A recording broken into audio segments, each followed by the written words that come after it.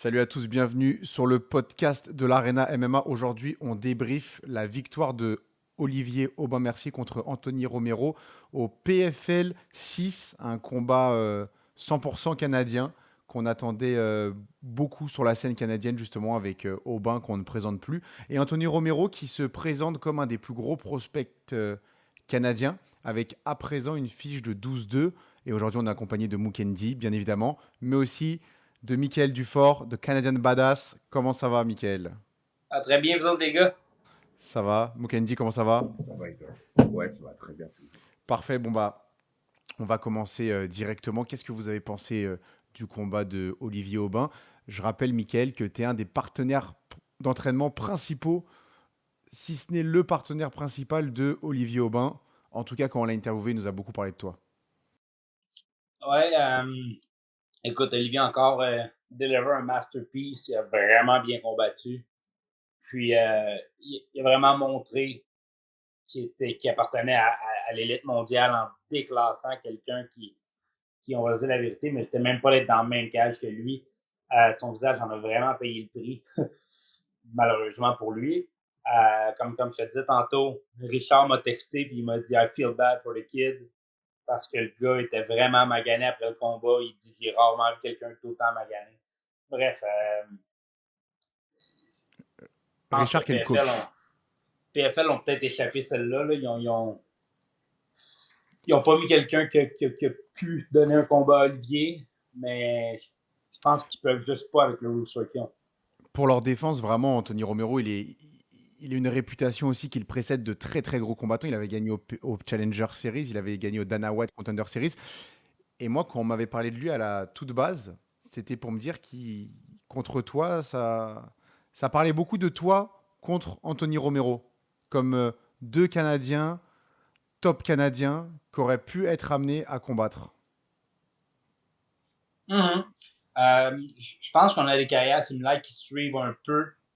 Euh, Écoute, je pense qu'il y a eu un peu plus d'opportunités de se montrer que moi.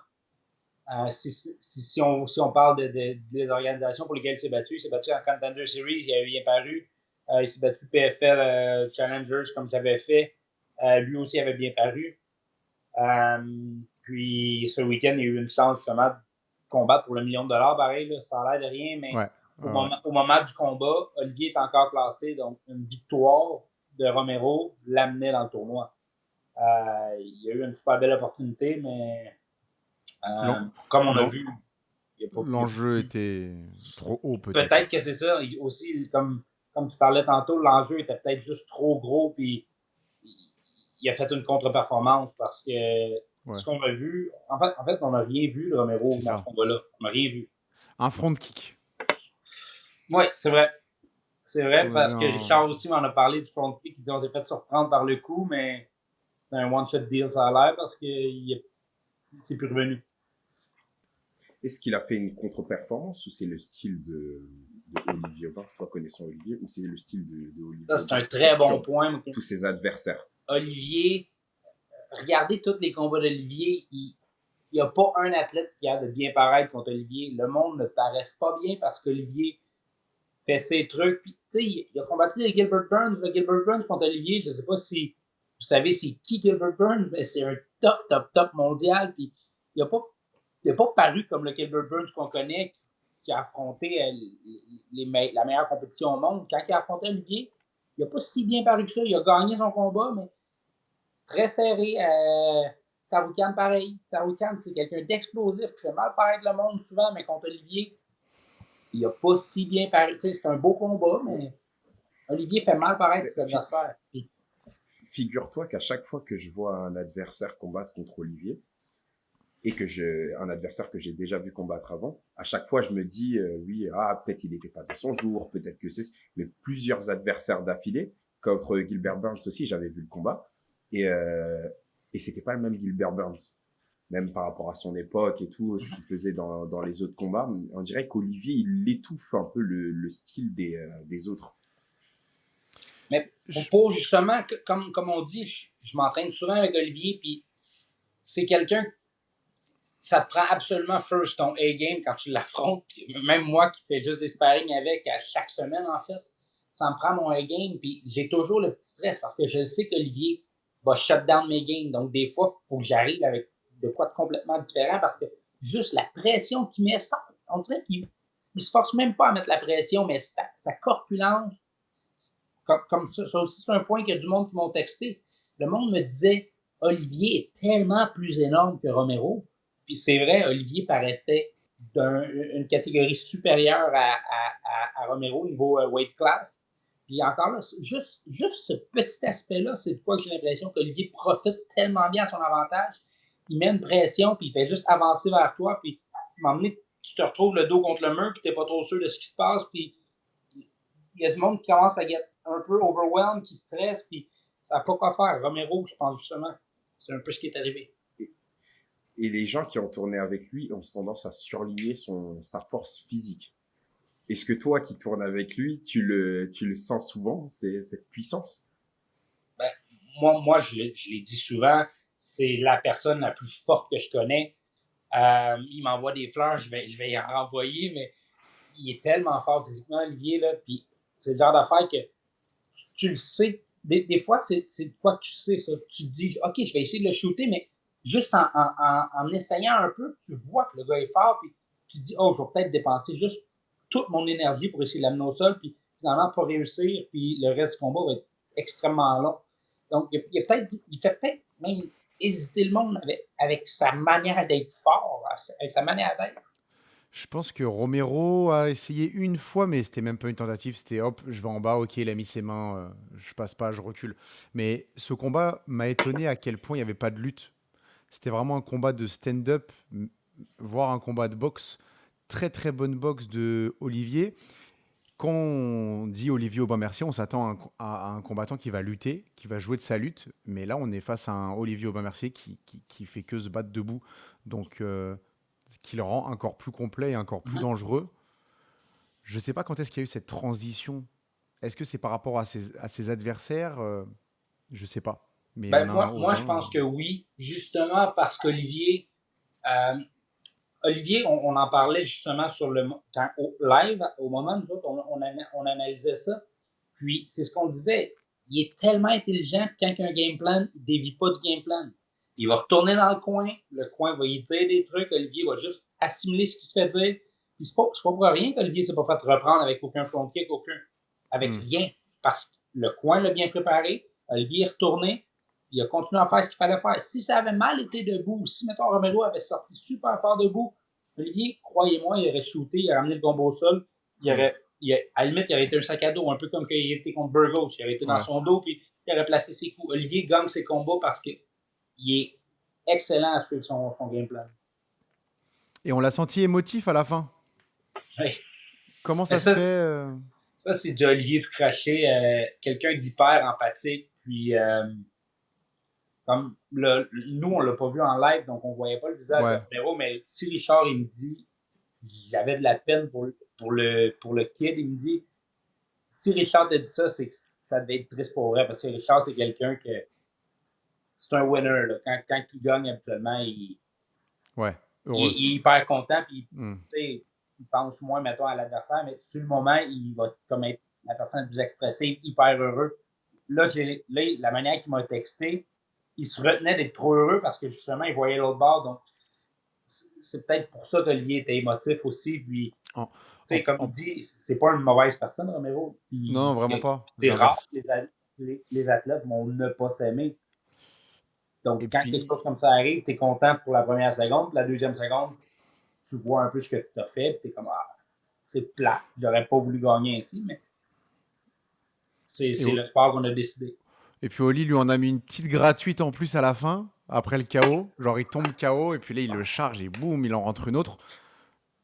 Il fallait qu'il soit sûr que son adversaire est achevé, qu'il puisse se relever. Et sachant que en plus de ça, Oli, c'est pas quelqu'un qui s'emporte. Non, moi, ce que je tiens à surligner sur sa performance, c'est l'intelligence de Olivier Aubin. C'est parce que souvent on parle d'un athlète, on parle de sa puissance, de sa force physique, mais on parle peu de son intelligence. Et moi, ce que je tiens à surligner sur ce combat, c'est sa stratégie et son intelligence. Il m'a impressionné par rapport à ça. Son calme aussi. C'est un athlète super calme. À un moment donné, il a knockdown et il est même pas parti pour essayer de le finir. Tu vois, il est super patient. Et je pense que c'est pour ça que plusieurs fois, bon, il tombe pas dans des pièges, mais aussi que plusieurs fois, il a des combats qui sont plus longs. Parce que je pense qu'il y a plusieurs adversaires qu'il aurait pu finir s'il s'excitait. Mais il aurait pu aussi tomber dans des pièges. et, et c'est ça que j'aime bien chez cet athlète. Franchement, c'est vraiment son calme et son intelligence et je trouve ça impressionnant. Sérieusement, les athlètes contre qui je me suis battu dans ma carrière qui m'ont le plus impressionné, c'était pas les plus athlétiques, c'était pas nécessairement les plus forts, c'était pas nécessairement ceux qui avaient le striking le plus extravagant, le meilleur jiu. Le monde qui m'a le plus impressionné, c'est le monde intelligent qui était capable de rester calme. Entre autres, Jesse Ronson, c'est quelqu'un qui m'a hyper impressionné. Il restait compose, il restait calme. Tout ce que je faisais, j'avais beau faire des culbutes, faire ci, faire ça, le gars restait calme, puis il y avait des jeux toutes vues. C'est ce qu'Olivier, c'est ce qu'il fait en ce moment. Peu importe ce que tu vas y apporter, il l'a déjà vu soit en entraînement, soit en combat, puis il va rester calme. Puis ça joue beaucoup dans un combat. C'est donc l'intelligence, comme Mugen dit, c'est tellement une des caractéristiques d'un athlète qui va t'amener le plus loin, selon moi. Puis, selon moi, justement, en ce moment, sur la scène canadienne, c'est le combattant le plus intelligent, donc c'est le meilleur combattant canadien, toutes catégories confondues en ce moment, Olivier Aubin. Statement. Mukendi, est-ce que tu veux contredire ce statement ou pas? Tu verrais non, un combat... je pense qu'actuellement, c'est on va dire le pound for pound canadien. C'est vraiment, après, à mon avis personnel. Et oui, en fait, c'est juste qu'on surligne pas assez la science et l'intelligence. Voir les combattants jouer autant stratégique, franchement, faut le surligner, faut le mettre en avant. Et Olivier Aubin, c'est son style, c'est un style qu'il a pu développer. Et un grand respect à son coach Richard et aussi à son coin avec Firas Zahabi, qui mettent en place tout ce game plan. Alors maintenant, la suite. La suite, elle était censée être contre Nathan Schultz, mais finalement, le PFL a décidé de virer du tournoi Nathan Schultz et Roche Monfio parce qu'ils n'ont pas meet the standards. Donc apparemment, étant donné que ce sont deux anciens coéquipiers, ils auraient fait exprès de faire un combat plate pour se qualifier. C'est des coéquipiers qui sont actuellement meilleurs amis aussi dans la vie. Puis c'était une très belle excuse pour PFL pour faire entrer un Shane Burgos qui paye extrêmement cher, qui veulent dans le tournoi, qui ont signé pour faire bien paraître. Puis ils ont eu l'excuse idéale en ce moment. Le combat n'a pas été si bon que ça. On pourrait faire une twist. Ils ont sorti une twist. Puis sérieusement, je suis surpris, mais je ne devrais pas l'être. C'est vraiment du PFL. C'est PFL. C'est leur petit, leur poulain, on va dire, leur poule aux œufs d'or Burgos, qui a déjà perdu contre Oli, qui s'est fait sortir du tournoi parce que il a tout simplement pas performé.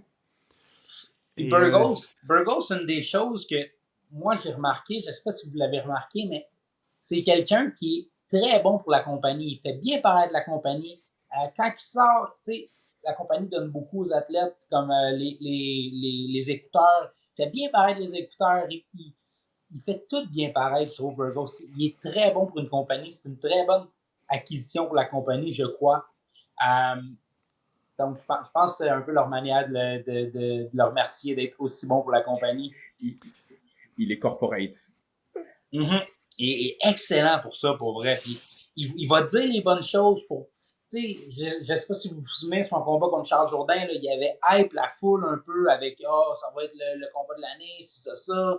Attendez-vous à un banger, blablabla. » Tu sais, il est bon pour vendre ses affaires. Puis, il est bon pour une compagnie, donc c'est peut-être juste leur manière de le remercier. TK Schultz, bye-bye. Là, je sais pas c'est quoi la suite, parce que là, je sais qu'ils l'ont suspendu. Ils ont suspendu les deux athlètes, mais ils ont pas kické out. C'est bizarre. Mais sérieusement, si tu me fais un coup de cochon de même, tu t'en vas. Je sais pas à quel point l'athlète a le gros morceau, surtout dans les arts martiaux mixtes. C'est rarement l'athlète qui décide, mais c'est vrai.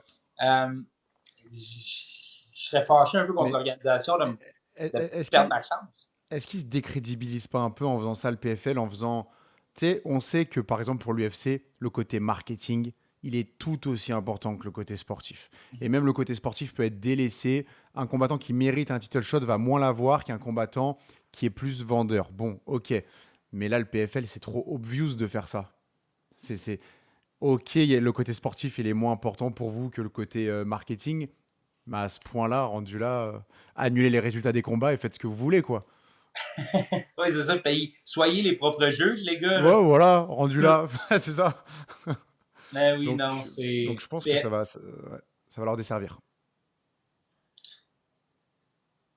Eh oui, PFL, c'est 100% ça. Je ne sais pas si vous avez vu MMA Talk, justement posé quoi en disant comme PFL ont fait la chose la plus PFL qu'ils pouvaient faire en sortant quelqu'un du tournoi qui devrait être là, Mhm, puis en montant l'athlète qui voulait avoir là étant Shane c'est ça. Burgos.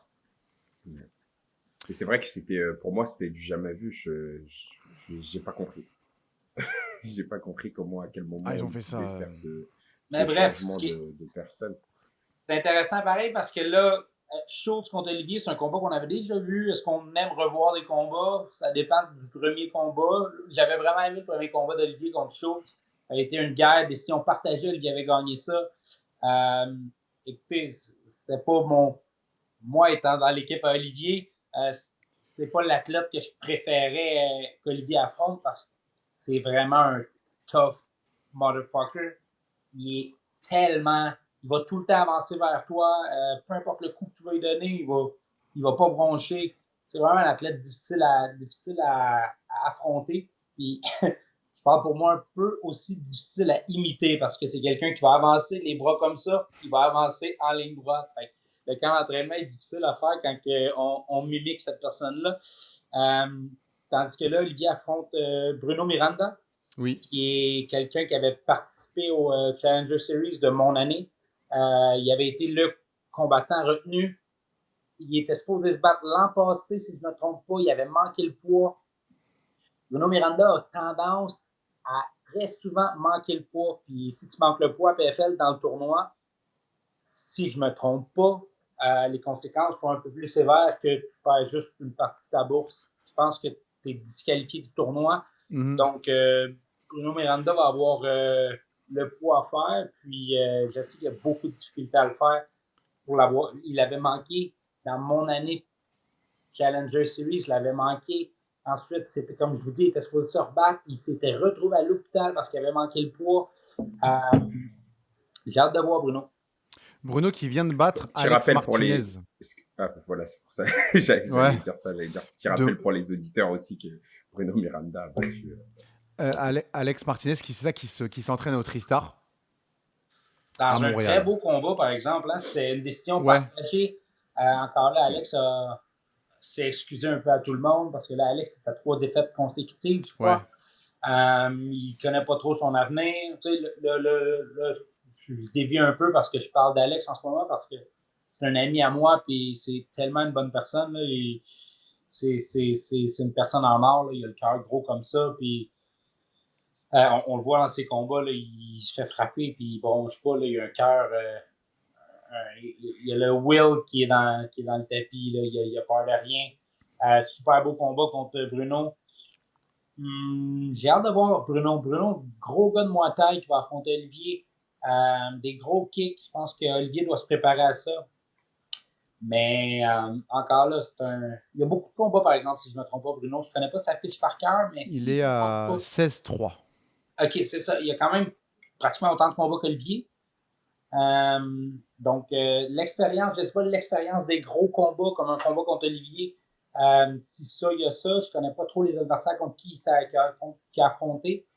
Mais une autre personne qui va avoir qu'il fasse ses devoirs et qui arrive prêt parce que la dernière personne à avoir affronté Olivier, qui était à ses débuts dans les grosses organisations, il a payé le prix un petit peu. Donc, Bruno très Miranda hâte qui de s'est voir. beaucoup battu au Road FC en Asie. OK. Beaucoup de combats là-bas. Il est sur un 7 victoires consécutives. On va voir ce que ça va donner contre Oli, mais selon moi, en effet, c'est un style qui est plus avantageux que Nathan Schulte pour Oli. Donc finalement, ce remaniement pour Olivier Aubin-Mercier, il est bien et il se retrouverait, c'est ce que le PFL aimerait en finale contre Shane Burgos, Ouais. qui va se battre contre Collard et donc c'est pas gagné pour Shane Burgos. Non, comme on disait tantôt, Collar, c'est quelqu'un qui a tendance à faire mal paraître les vétérans de l'UFC. Entre autres, il a fait mal paraître Pettis, mais ça, qui l'a pas fait mal paraître? Il a fait mal paraître Jeremy Stephen.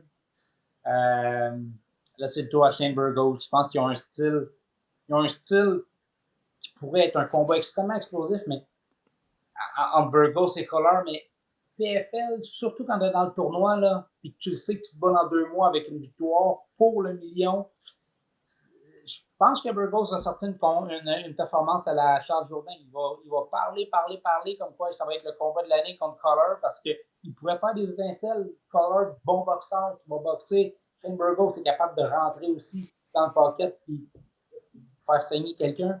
Mais je pense que Burgos va parler, mousser le combat. Il arrive dans le combat, il va shooter puis amener le combat au sol très rapidement parce que Collar est clairement un boxeur et non un gars de bout. Pour canaliser son striking. En plein ça.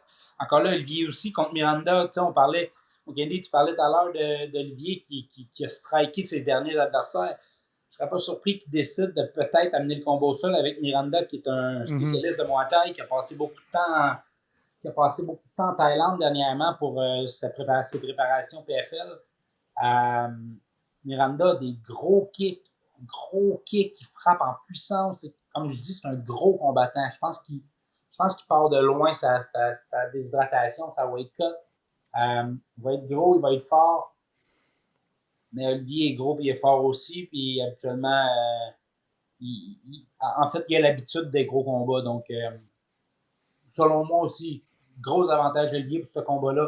Niveau expérience, en fait, à tous les niveaux, là, je pense vraiment que Olivier a un bel avantage. Puis, je me répète, Olivier va répéter le million. C'est ça. Il va tomber 2 fois millionnaire. Il se dirige donc vers un deuxième million.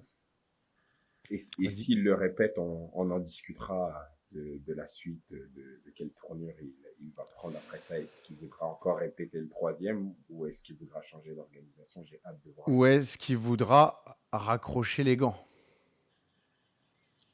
C'est une option. C'est ça. C'est une option. Est-ce que tu sais, c'est ça qu'il faut dire aussi. Olivier, il m'en parlait, c'est extrêmement difficile répéter. Répéter. Comme Schultz l'avait répété aussi, mais la 3e année, Schultz était sorti, là, il avait perdu 2 combats dans la 3e année. Il s'était pas classé pour le tournoi, pourtant il était favori au début de l'année. C'est extrêmement compressé les combats. Tu bats 4 fois dans 8 mois. C'est du 5 combats par an. Olivier trouvait ça intelligent. Le champion de l'an passé, Heavyweight, a pris un combat de pause cette année parce que justement, il avait trop combattu souvent rapproché dans les derniers mois. Puis il avait décidé de prendre une pause pour justement faire un combat. Peut-être qu'Olivier va décider de prendre un combat de pause, je ne sais pas. On va voir. Il va être 7 probablement pour un bout avec 2 millions. Surtout que on sait tous qu'il s'est juste acheté un bidet. Donc il dépense pas trop. C'est quelqu'un d'intelligent à l'intérieur et à l'extérieur de la cage. Encore là, il va prendre une décision réfléchie sur la suite de sa carrière. Et on va pas mettre la charrue avant les bœufs. Il lui reste encore 2 combats. C'est ça, c'est vrai. 2 combats, puis c'est pas les 2 plus faciles qui restent. La compétition est supposée être la plus difficile, puis c'est ton 3e combat de l'année. 3e combat en 6 mois, ça commence à être beaucoup. Je dis en 6 mois, mais c'est en 4 mois parce qu'il s'est battu il s'est battu il y a 2 mois, il s'est battu le week-end passé. Donc, c'est 2 combats en 2 mois. Il va faire 3 combats en 4 mois là, dans 2 prochains mois. C'est énorme. Et on sera là pour le débriefer. Comptez sur nous. Je pense que ça clôt ce podcast sur la victoire d'Olivier Aubin-Mercier. Merci les gars et à bientôt. Bon travail les boys. À bientôt.